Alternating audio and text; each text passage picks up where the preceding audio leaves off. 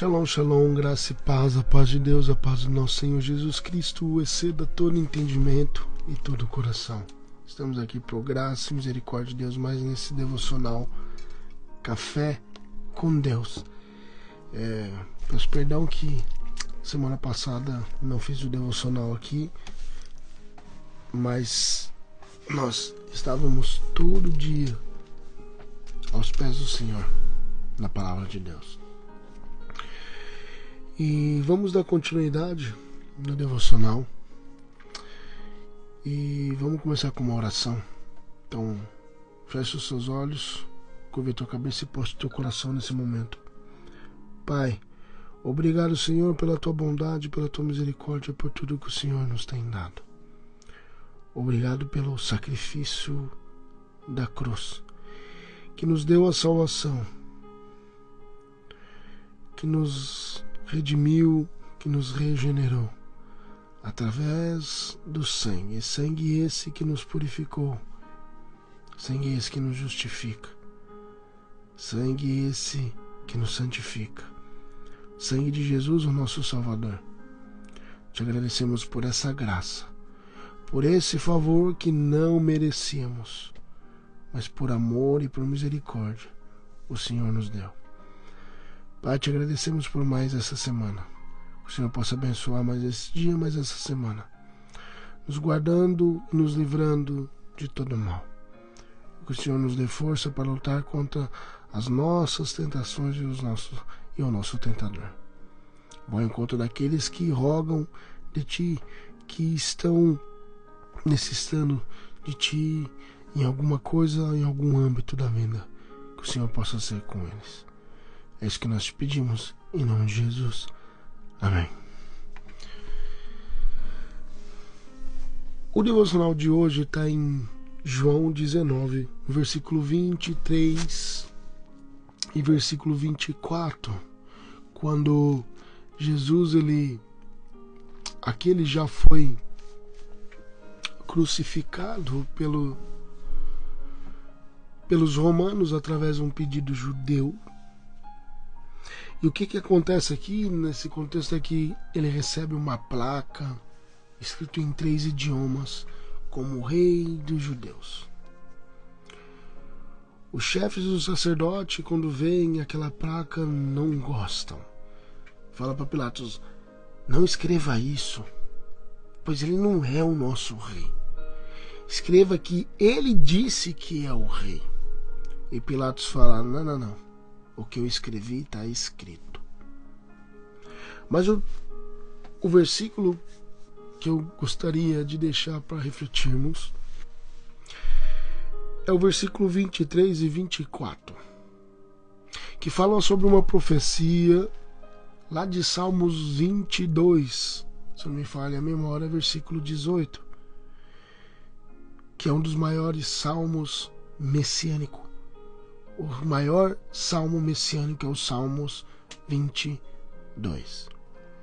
E lá no Salmos 22 fala o seguinte: dividiram as minhas roupas entre si e tiraram sorte pelas minhas vestes.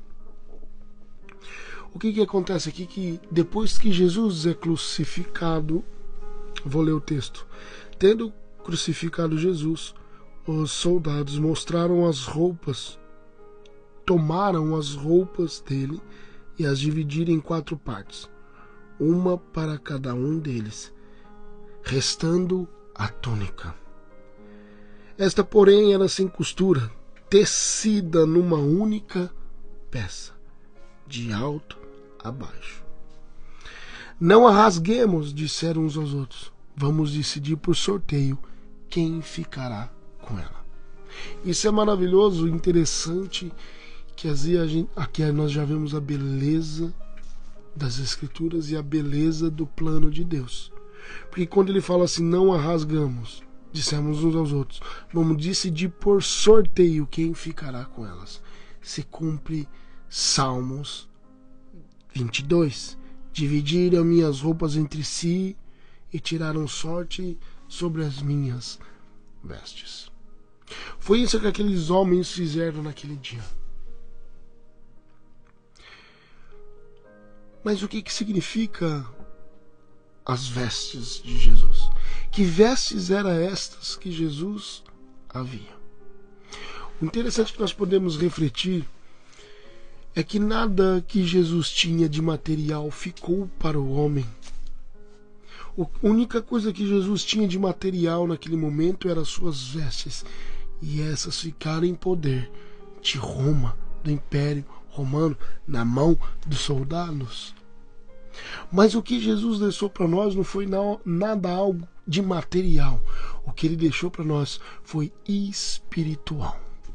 Salvação. Nós não devemos estar presos às coisas materiais, porque Cristo, Jesus, não nos deixou nada material nessa terra. Pelo contrário, ele mostrou que os seus bens é espiritual. O que é interessante é que quando nós estudamos sobre essas vestes de Jesus, nós vemos que a maneira em que Jesus se vestia, algumas peças que Jesus usava, era semelhante à de sacerdotes e à de sumo sacerdote. Isso é maravilhoso, porque Hebreus fala que Cristo ele é o sumo sacerdote. Melhor dizendo, o sumo sacerdote da linhagem de Melquisedeque. O sacerdócio puro, o sacerdócio santo, o sacerdócio verdadeiro, um único. Então essas vestes já nos representam quem que era Cristo de verdade em seu ministério. Mas o interessante é que eles pegaram essas roupas, repartiram entre si, entre quatros. Não importa se nós ficamos, se aqueles homens ficaram com algum pertence de Cristo, se Cristo não habita neles. Não importa você estar dentro da igreja e falar eu pertenço a Cristo, eu faço parte dele, ele faz parte de mim, mas se você não vive a Cristo. Não adianta você falar eu tenho parte dele em mim, entreguei minha vida a Jesus, mas se não vive isso, você só está repartindo as vestes de Jesus. Você está ficando com algo material da boca para fora, mas verdadeiramente a herança espiritual não habita em você. Porque não importa você falar da boca para fora, mas se não viver Jesus Cristo. Só quem é convertido de verdade sabe o que é viver Cristo. Só quem é convertido de verdade no Evangelho, em Jesus Cristo, sabe que as coisas materiais, esses bens materiais não importam se não houver uma herança celestial, se não houver uma herança espiritual. Eles repartiram as roupas de Jesus, mas nada tinha significância para eles. Eles viam aquilo como um bem material. Mas o que Cristo fez na cruz, eles viraram a costa. A túnica que Jesus andava, a túnica que Jesus estava, chamado no hebraico de talit, era uma túnica sem costura, tornando assim ela caríssima. A mesma túnica que sumos sacerdotes e sacerdotes usavam, sem costura nenhuma, uma peça inteira. Aos olhos humanos, algo valioso. Mas para Jesus, que não tinha significância nenhuma, porque era um pedaço de pano. Mas o interessante é que eles pegaram essa túnica e lançaram sorte por causa do valor estimado. Quantas pessoas estão lançando sorte sobre o que Jesus fez na vida delas? Quantas pessoas estão deixando para trás o sacrifício de Jesus? Quantas pessoas foram sorteadas, vamos dizer assim, com essa túnica, mas não dão valor verdadeiramente quem a usava? E é interessante notar que essa mesma túnica, ela não tinha só um valor monetário. Ela tinha um valor espiritual. Por que, David? Porque provavelmente essa túnica, esse talit, foi o mesmo talit que aquela mulher, quando estava enferma com um fluxo de sangue, ela tocou. Quando a Bíblia fala que ela tocou nas orlas, nas vestes de Jesus, ela tocou nessa túnica. Para ser bem exato, ela tocou numas franjinhas que tinha nas pontas dessa túnica, desse talit, chamado tzizi. Então ela toca ali e ali ela é curada. Porque o poder de Deus, o poder de Cristo estava naquele objeto também. Mas não era objeto que deveriam se apegar. Eles não lançaram sorte pelo poder que aquele túnica fez naquela mulher, pelo poder que estava sobre aquela túnica. Eles lançaram sorte pelo bem material que aquela túnica favorecia. Nós não devemos estar presos a nada dessa terra, somente as coisas espirituais. Jesus mostra nesse versículo o que Jó fala: nu eu vim e nu eu voltarei.